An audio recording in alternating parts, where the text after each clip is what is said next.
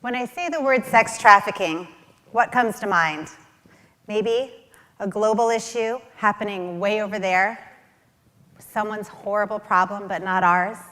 Or maybe you think of the movie Taken, or that crazy white van that everyone fears of their children getting abducted into. But what if I were to tell you that sex trafficking is not merely an international issue, but it's one happening right here in your own backyard, hidden in plain sight? What if I were to tell you that right now you're sitting in the top 5 city in America for our own children, our own American children, to be bought and sold for sex? Human trafficking, sex trafficking in America, it's a $32 billion industry. But yet, it is shrouded in secrecy. It's not spoken of. And if there's one secret I'm determined to expose tonight, it's that sex trafficking in America has one single root cause, and it's preventable. So you might wonder, what is this? Let me tell you that stats tell us 92% of survivors have experienced this root. But even worse than that, the truth is 1 out of 3 little girls in America are experiencing this root, and 1 out of 5 of our little boys. The root of sex trafficking in America: childhood sexual abuse. Yeah. Do you know that 1 out of 3 little girls in America are being sexually abused today? And 1 out of 5 little boys. Other countries, it's poverty. That's the root. Not here. I'm going to help you understand why sexual abuse is the grooming and the gateway to sex trafficking, because it's related and people don't quite understand. So we can illustrate that by sharing a story about a little girl named Amanda. And Amanda was raised in a town very much like this, an affluent suburb. She was enrolled in dance by the age of 3 with all of her girlfriends, went on to enjoy all the little sports that our kids do, even made honor roll. But what nobody knew about Amanda is that she was carrying a very dark secret.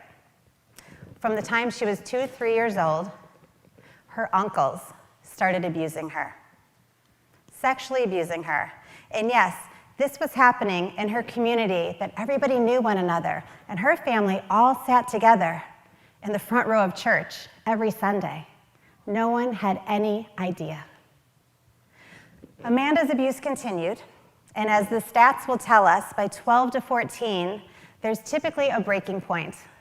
A child told to hold this dark secret of childhood sexual abuse has something happen by 12 to 14 where they just have to break away. For some of them, it's just emotional. They have to do something to emotionally separate. And others, it's physical. Some will act out. Many become extremely promiscuous. And some run away. For those that run away, let me tell you what happens in your own backyard. Because you need to know that abuse, it doesn't care what neighborhood you live in. That 1 out of 3 is everywhere.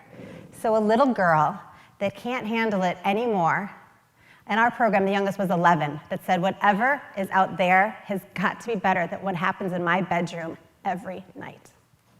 So they run away, homeless, scared, confused. Within 48 hours, 80% of American runaways will be approached to be coerced into the sex trade. And do you know all that it takes? A few lines, golden lines, like, "Are you hungry? I bet you need a place to stay tonight."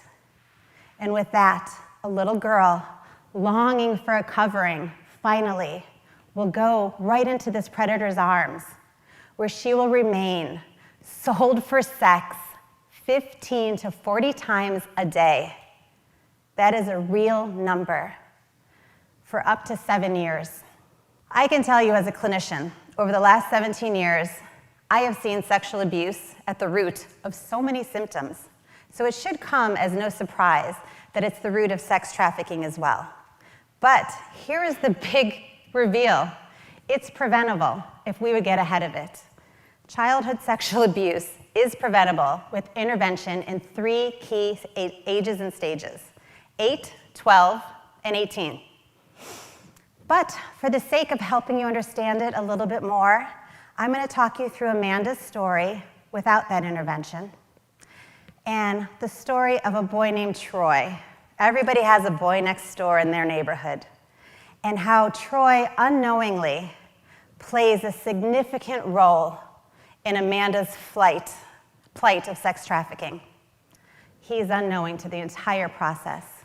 So you see images like this in your neighborhood all the time, little kids hanging out, but what you might not know is that by the time they are 8, 80% of little boys are already exposed to pornography. 8 years old. And this is his first foray into the world of sex trafficking. It is conditioning his mind to think that women and girls and images are just there as objects, somehow to look at. And you compound this with his developmentally very young brain. And he can't quite compute what's happening because he sees it. He knows this can't be good. I've done something wrong, but yet it's exciting and it feels really good. And right there, 80% of our little boys, by the age of 8, are introduced to a world of internal conflict and secrets. Meanwhile, Amanda, age 8, by this age of abuse, her uncles are just getting more and more, and she has become her own solid secret keeper. Little girls and boys that are abused will often protect their abusers because they're confused. In Amanda's case, though, she's keeping the secret for extra reasons, because her uncles say, hey, you don't like it? You want to tell? We'll move on to your little sister. By the time these 2 girls, a girl and boy in separate communities, are moving on to middle school, more starts to happen. For Amanda, she's now the sweet age of 12, but the kids at school, they don't refer to her as so sweet. They've started to call Amanda the school slut. They call her a whore. What they don't know is that her uncles have now brought it up a notch. They are now videoing her, and they are putting pictures of her on the internet for all to see. Meanwhile, Troy, our boy next door, he has honed his secret compulsion. He has learned how to find porn, hide it in a secret folder on his phone his parents will never find. Both of these kids are in your community. In porn, what we don't know is that it is a $92 billion industry, and little girls like Amanda are losing themselves as they are forced to pose for vulgar positions and endure abuse.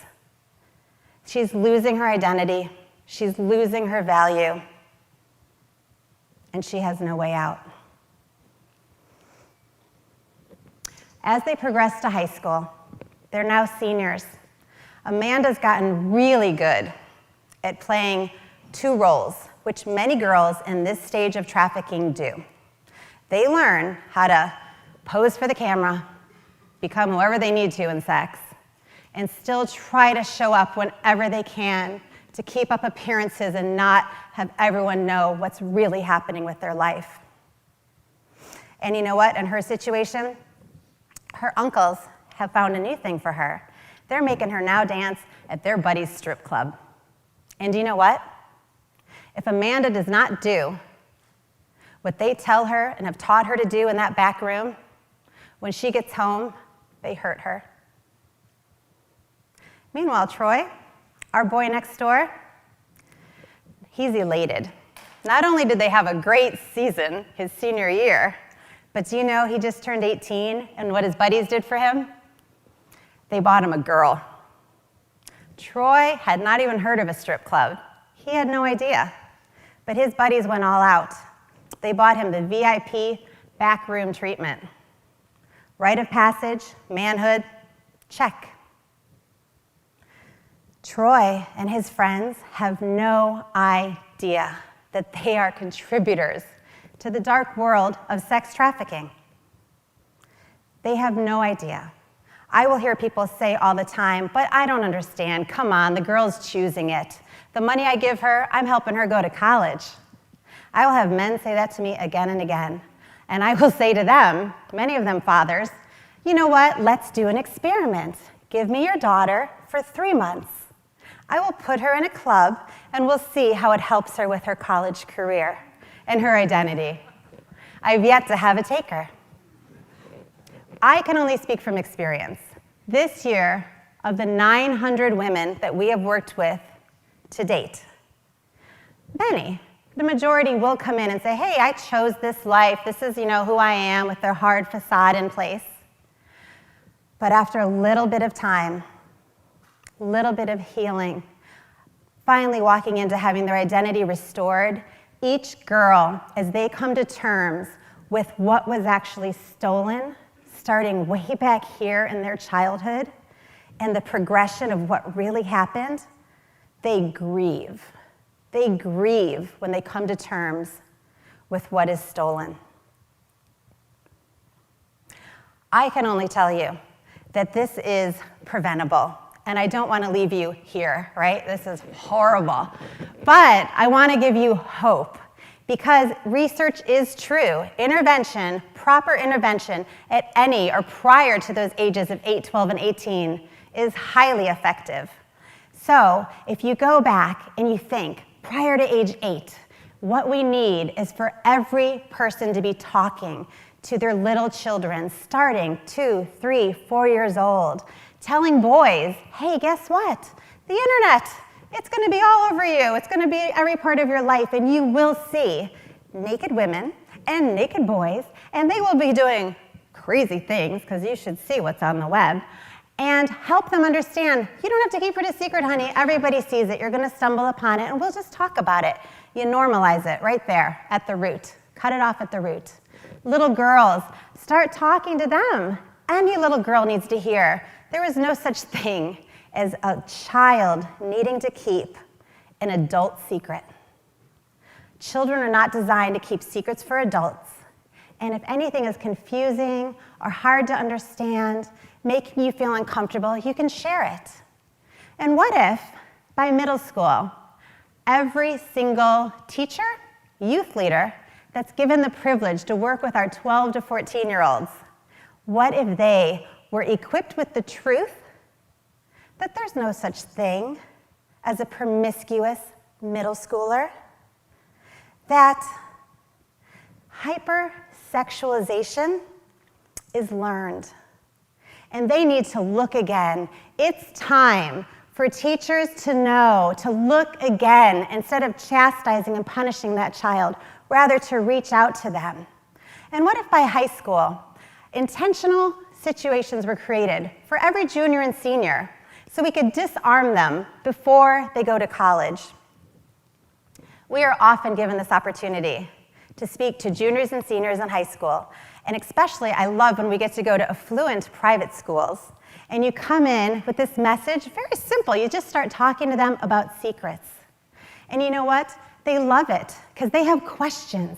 When you start sharing about pornography and what it does to the brain, the boys want to know. They're like, well, what do you mean? What does it mean if I'm addicted? How do I know if I'm addicted to porn? And we say, hey, you know what? If you ever say to yourself, been looking at a lot of porn lately, I think I'm going to take a day off. And by 10 a.m. that day, you're just sneaking a peek. Chances are you're getting into some addictive behavior. They laugh and raise their hand like, holy crap, I'm addicted. All of them, these little high school boys, and they want to know more. And you know what? The most recent time we did this, there was 86 juniors and seniors, and we said to them, hey, you have the opportunity to keep this stuff inside, or you could just come up and tell us. Let's talk about it. What are you hiding? Because if you go to college, we need to tell you now, the secrets you're leaving with, it's going to take more and more secrets to keep them covered. That day, we had 27 of the 86 students, affluent private high school, come forward and share with us about rape, abuse, addictions, other unspeakables, and they, that day, received intervention so they could go to college unburdened.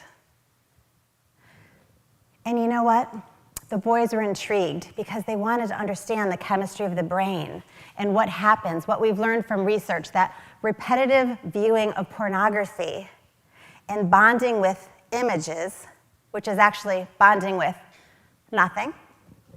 You were designed to bond with something. That leads to insatiable, needing more sexually, out of control. And that is why we see sex trafficking rings today being busted, and men 18 to 80 are being arrested, coming to have sex with a child. You guys just had one in Naperville, huge sex trafficking ring busted. And these men are questioned, and again they say, I don't know what happened. Somewhere I crossed over from like viewing porn to needing to buy more and more. So this is preventable, and the beautiful thing is there's a lot we can do to help. So I'm not going to leave you with all this information because it's a little much, right? Yeah, but what I'm going to do rather is arm you. I'm going to arm you right now with 3 quick things that you could take with you. How many of you have ever given a phone to a child in your life? Anybody? Everybody, there you go. Did you go into settings in general and set your code? If you did not, I want you to understand what you gave your child. Phones come loaded, preloaded, to the most explicit levels of content. You are to go in there and set the levels to make them age appropriate. This is fabulous. A recent study from the American Academy of Pediatrics has just revealed that today, 75% of 4-year-olds are given cell phones. And if you are not setting the level of content on your child's phone, you're giving them a portal to debauchery. So there's 1. 2, have a talk. Just any kid in your life, go home today. Share about this. Share about this talk. Tell them what you learned. And 3rd, this one's a little more personal. It's for your own journey. Just take a moment. Think about the people you've known. Has there been an Amanda in your life that now you see differently? And you missed an opportunity to be an advocate? And you wish maybe now that you know, you could go back and apologize? Because you know what? Sex trafficking's happening. It's here. You're sitting in the top 5 city. And you know what? It's time. You are now equipped. You're an advocate. You are ready to eradicate the root. So I leave you with this. This is my charge to you today. Fight. Fight for every Troy and Amanda that you know. And ultimately, our goal, put me out of business. Thank you.